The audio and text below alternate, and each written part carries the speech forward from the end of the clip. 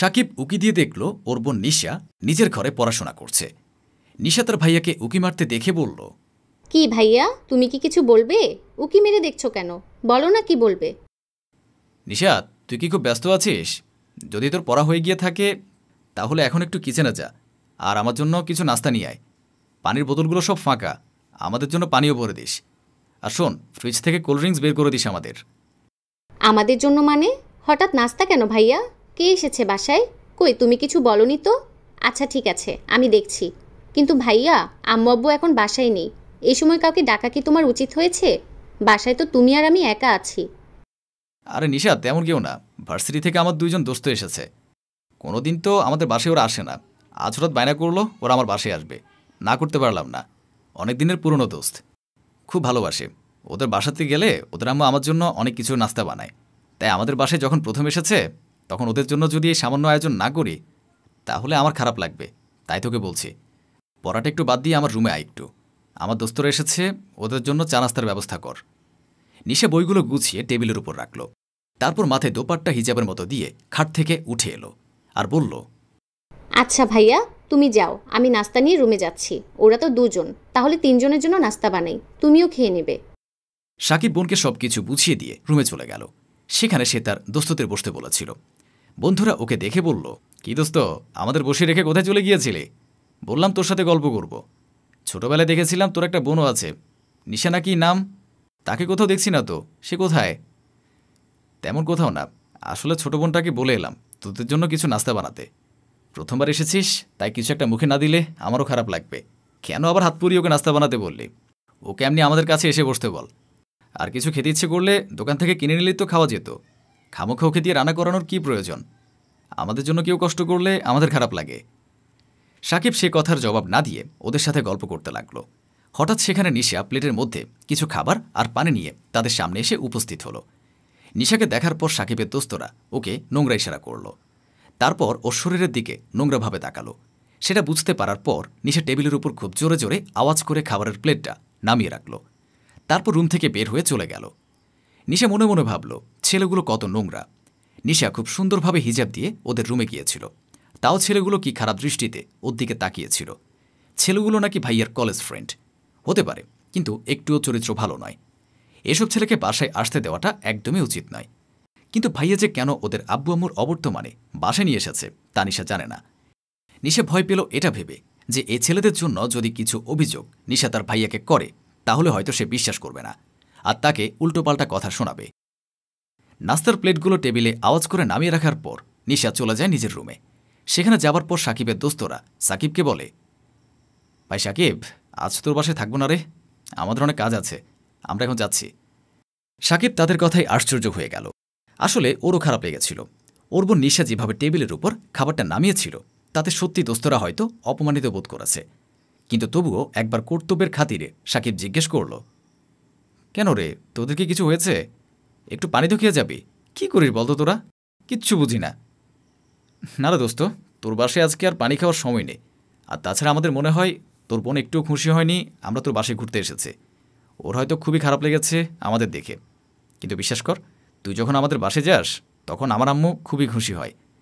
তোর বোনকে বলিস আমরা তোর বন্ধু, জিগরি দোস্ত। সে ছোটবেলা থেকে একসঙ্গে বড় হয়েছে, ও যেন আমাদেরকে ভুল না বোঝে। কথা শেষ করে সাকিবের কলেজ ফ্রেন্ডরা তাদের বাসা থেকে বের হয়ে গেল। ওরা চলে যাবার পর সাকিব তার বোন নিতুর রুমে আসলো। নিতুর রুমে এসে বলল, তুই ওদের সাথে এরকম আচরণ কেন করলি? ওরা কি ভাবলো বলতো? প্রথমবার আমাদের বাসায় ঘুরতে এসেছিল আর তুই প্রথম দিনে ওদের সাথে দুর্ব্যবহার করলি। ওরা কি আর কখন আমার বাসায় আসবে? ছি নিশা, আমি ভাবতেও পারিনি তুই এতটা বিরক্ত হয়েছিস। তুই আজ আমায় আমার দোস্তদের চোখের সামনে ছোট করলি। নিশার চোখে তখন পানি ছলছল করছে। ও এটাই আন্দাজ করেছিল যে ওর ভাইয়ার সাথে দেখা করতে আসা ছেলে দুটো ওর নামেই ওর ভাইয়াকে উল্টোপাল্টা বলবে। তবুও নিশা বলল, তুমি জানো না ভাইয়া, ওরা আমাকে নোংরা চোখে দেখছিল। ওদের ইশারাটা মোটেও আমার ভালো লাগেনি। তুই চুপ কর, সবসময় পাকা পাকা কথা। এইটুকু মেয়ে তোর মুখে এসব কথা মানায় না। সবসময় সিনেমা দেখে দেখে তোর মাথাটাও বিগড়ে গেছে। ওরা আমার অনেক কাছের দোস্ত, দোস্ত হলেও ভাইয়ার থেকে বেশি। ওরা কখনোই তোর সাথে এরকম করতে পারে না। আমি ওদের বাসায় গিয়ে ওদের আম্মুকে সম্মান করি, ওদের বোনকেও নিজের বোনের মতো স্নেহ করি। আর ওরা কেন আমার বাসায় এসে তোকে খারাপ নজরে দেখবে শুনি? ওরা তো আমার বন্ধু, ওরা কি কখনো আমাদের খারাপ চাইবে? নিশা জানত তার ভাইয়া কিছুতেই তার কথা বিশ্বাস করবে না, কারণ সে তার বন্ধুদের অন্ধের মতো বিশ্বাস করে। তা নিশা আর কথা না বাড়িয়ে চুপচাপ বসে থাকল। সেই দিনটা কেটে যাওয়ার পরের দিন কলেজ থেকে ফিরে এসে নিশা সাকিবকে বলল, জানো ভাইয়া, আজ কলেজ থেকে ফেরার সময় তোমার দুজন জিগরির দোস্ত নাকি বলো, তারা আবারও আমার সঙ্গে নোংরামি করছিল। আমি তোমায় আগেই বলেছিলাম ওদের ইশারা ভালো নয়, ওরা ভালো ছেলে নয়, কিন্তু তুমি বিশ্বাস করনি। আজ যখন আমি কলেজ থেকে ফিরছিলাম তখন দেখি তোমার বন্ধুরা বাইক নিয়ে রাস্তার মোড়ে দাঁড়িয়ে আছে। আমাকে দেখেই ওরা বাজেভাবে ডাকতে থাকলো। তুই আবার শুরু করেছিস দেখছি। আমি একবারই তো বললাম ওরা আমার বন্ধু হয়, ওরা কখনোই তোর সাথে এরকম করতে পারে না। আমি তো তোমার নিজের বোন, তুমি নিজের বোনের থেকে ওদেরকে বেশি বিশ্বাস করো। আর তাছাড়া আমি কেনই বা তোমার বন্ধুদের নামে তোমার কাছে বাজে কথা বলবো? কি লাভ আমার ওদের নামে মিথ্যা কথা বলে? সাকিব একটা ধমক দিয়ে নিশাকে চুপ করিয়ে দিল। তোমার আমার কথা বিশ্বাস হচ্ছে না, তাই তো? তাহলে তুমি নিজেই দেখো। নিশা তার মোবাইলটা এগিয়ে দিল ভাইয়ার দিকে। অনেক ভাবার পর সাকিবের মনে হলো, সত্যিই তো, একটা মেয়ে কেন ওর ভাইয়ের বন্ধুদের নামে খামোকা মিথ্যা কথা বলবে? সত্যি কি তাহলে ওর বন্ধুরা ওর সাথে বাজে ব্যবহার করেছে? একবার অন্তত বোনের কথাটা শোনা দরকার, কারণ এর আগে কখনোই কারো নামে এ ধরনের কথা বলেনি। আর যখন বলছে তাহলে নিশ্চয়ই কোনো ব্যাপার আছে।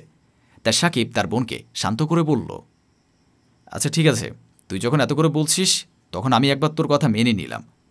নিশার হাত থেকে ফোনটা নিয়ে ভিডিওটা দেখতে শুরু করলো সাকিব, এবং দেখার পর সে বুঝতে পারল আসলে তার বোন সত্যি কথা বলছে।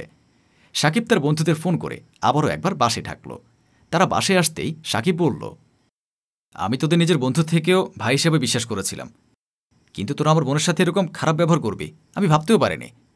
তোদের সাথে আজ থেকে আমার আর কোনো বন্ধুত্ব রইল না। যারা বন্ধুত্বের মর্যাদা দিতে জানে না তাদের সাথে কোনো বন্ধুত্ব না রাখাই ভালো।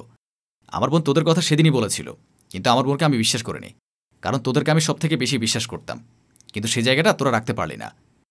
জিশান আর আরাফাত একসাথে চমকে গেল। এ কি সাকিব, বাসায় ডেকে তুই আমাদের এভাবে অপমান করছিস কেন? আমরা কি করলাম? আমরা তো কিছুই বুঝতে পারছি না। সাকিব দুই বন্ধুর গালে দুটো থাপ্পড় কষিয়ে ভিডিওটা তাদের দেখালো, যেখানে সাকিবের দুই বন্ধু সাকিবের বোন নিশার সাথে রাস্তায় দাঁড়িয়ে উত্ত্যক্ত করছে। জিশান আর রিফাত হাত জোর করে সাকিবের কাছে বলল, ভাই আমার, পারলে ক্ষমা করিস, সত্যি আমাদের ভুল হয়ে গেছে, আমরা বুঝতে পারিনি, আর কখনো এই ভুল হবে না। সেটা তোদের আগে ভাবা উচিত ছিল। আজ থেকে তোদের আর আমার মধ্যে কোনো সম্পর্ক নেই। আমি আমার বোনের সম্মান যদি রক্ষা করতে না পারি তাহলে আর কিসের ভাইয়া? তোরা তোদের মতো করে নিজেদের রাস্তা দেখ, আর কখনো আমার সাথে যোগাযোগ করার চেষ্টা করবি না। আজ থেকে তোদের দোস্ত বলে ভাবতেও আমার ঘৃণা লাগবে। ভালো থাকিস, আল্লাহ হাফেজ। তোরা আমার দোস্ত না হলে পুলিশে দিতাম আমি।